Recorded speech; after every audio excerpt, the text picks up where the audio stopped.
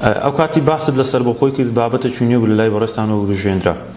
خەڵکانێک پێیان وا بوو لە پارتی نزیک بوویتەوە ئایا تا چەند ڕاستە؟ نا مەسەلەی سەربەخۆیی کورد نزیک بوونەوە نییە لەم پارت و لەو پارت و لەوانە مەسەلەی سەربەخۆیی کورد هەروکوتم یعنی ئامانجێکی سەرەکی هەموو کوردەکان بۆ هەموو خوێنە لە پێناویەوانە ئەو وایە ڕۆیشتووە هەموو خەباتە زۆرە کە کراوە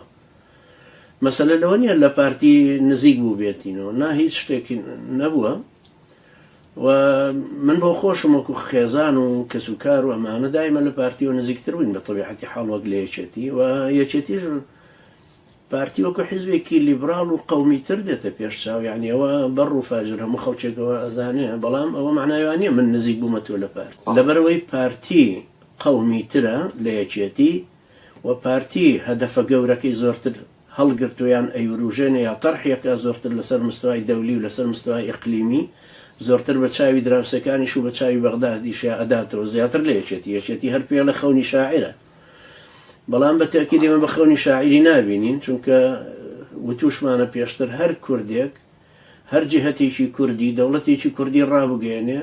لەسەر هەر بستەخاچێکی کوردستان پێمان چاکترە لەم حاڵەتێکی ئێستا هەیە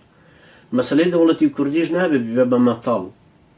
ئەبێ شتێکی ڕۆشن بێ لە بەرچاوی خەڵکەکە یعنی ئەم خەڵکە چۆن نەتوانێت تەئیدی معەمایەک بکات تەئیدی مەتەڵێک بکات کە تەنها سەرۆکێک بڵێ وەڵام من ئیعلان یەکەم چۆنیەتی کەیفیەتی دەستوری ئیدارەی چۆنێتی